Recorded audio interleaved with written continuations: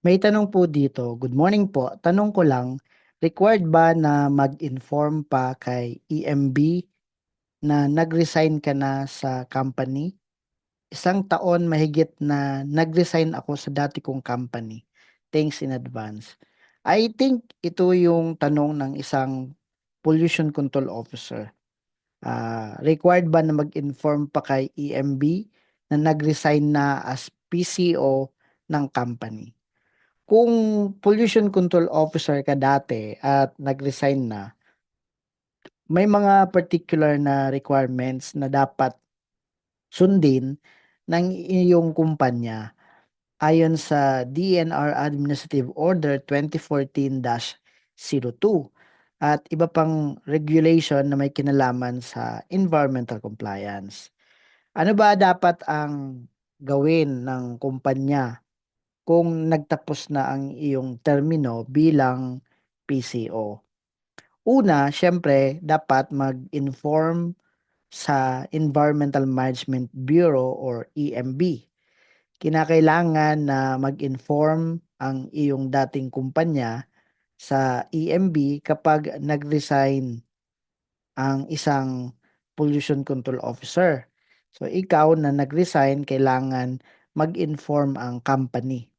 Ayon kasi sa mga regulation ng DNR through the Environmental Management Bureau, responsible ang company na mag-update ng mga information tungkol sa mga tao na in charge sa environmental compliance. At pangalawa, pag-update na rin ng responsible pollution control officer. Kung ikaw ang PCO ng kumpanya at nag-resign na, kailangan talaga yun na ipagbigay alam ng kumpanya mismo sa EMB, lalong-lalo yung iyong pag-resign. At kailangan mag-report ang EMB sa kung sino ang papalit sa iyong posisyon. Napakahalaga nun eh. Ang totoo, mahalaga ito, ah, yung pagbibigay ng updated na information about sa PCO ng company. Dahil ang PCO ay may legal na responsibilities, lalong-lalo sa pag-manage ng mga environmental compliance requirements ng pinagsisilbihang kumpanya. Ganon din sa waste management, pollution control, at iba pa. So, bilang isang kumpanya, responsibility ng kumpanya, it's an obligation. They are duty bound to report kung sino ang bagong PCO. Kung hindi pa nakakapag-appoint ang company ng bagong PCO, kailangan mag-update ang company through the managing head tungkol dyan at dapat magsasagawa ng mga kaukulang action upang matugunan ang mga environmental obligation. Ang totoo sa Section 9, inaasahan na maging interim pollution control officer ang mga managing head ng company.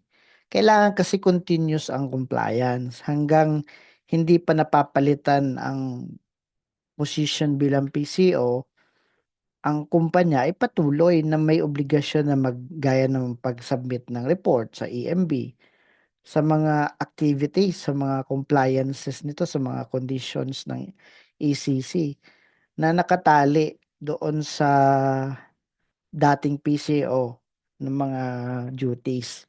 So, kailangan mag-inform ang company na nag-resign na yung dating PCO. Kung hindi nag-i-inform ang company, lalong-lalo sa iyong pag-resign at hindi nakapag-appoint ng bagong pollution control officer, maaring magkaroon yan ng sanctions o penalties mula sa DNR-EMB.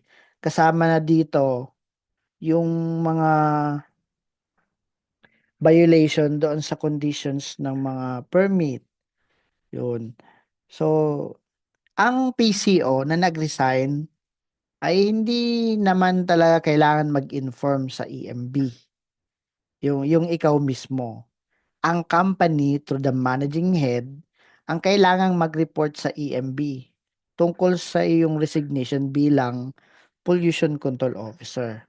Ang iba kasi a-assume na responsibility nila na mag-inform sa EMB. Well, hindi naman yun ah, masama, hindi rin naman ah, pinipigilan na mag-inform tayo na resign na. Pero dapat kasi galing mismo sa company ang information na yon.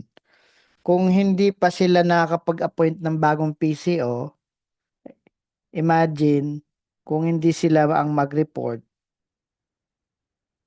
ang alam lang ng EMB, ikaw pa yung PCO doon. Kaya dapat talaga ang company ang mag-i-inform dahil doon sa konteksto na kailangan din makapag-appoint ng bagong PCO. Pag ikaw na kasi lang ang nag-report mangyayari, baka yung kumpanya hindi pa appoint ng bagong PCO. Kung hindi pa sila nakakapag-appoint ng bagong PCO, may legal obligations sila lagi ang company na i-update ang EMB. So, back to the question, required ba na mag-inform pa kay EMB na nag-resign ka na sa company? 1 taon mahigit na nag-resign ako sa dati kong company.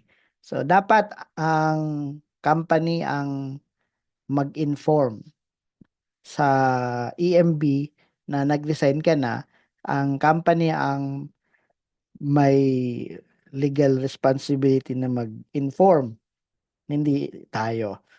At pero kung gusto mo mag-inform, wala namang problema doon. Pero it's the responsibility of the company. So, thank you very much sa mga tanong na yan and I hope we have learned something. Ang additional reading natin dito ay ang Section 9 ng DNR Administrative Order 2014-02 or the revised guidelines for pollution control officer accreditation, especially Section 9 in case of resignation or termination of the PCO. Thank you very much for time listening. If you want to know more, if you have more questions, you're encouraged to ask question below. And if you want to know more about environmental compliance, please subscribe to this channel. Please share this video. Please like this video. Thank you very much, everyone, and God bless us all.